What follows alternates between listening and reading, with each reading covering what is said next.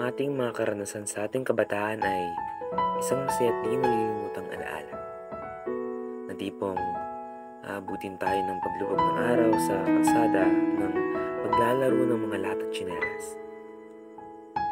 At makikita na lang natin ang ating mga nanay na daladalang patpat o kahit na anong madampot na pamalo papalapit sa atin.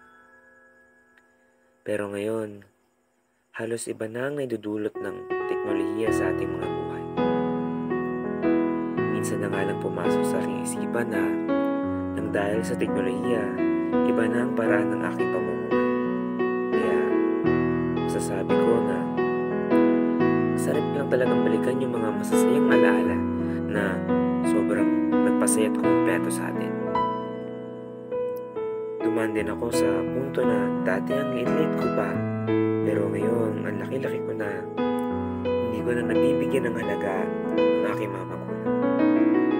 Kaya ikaw, subukan mo rin ikumpara ang sarili mo ngayon sa pagkabata mo at makikita mo ang malaking pagbabago sa pag-uugali.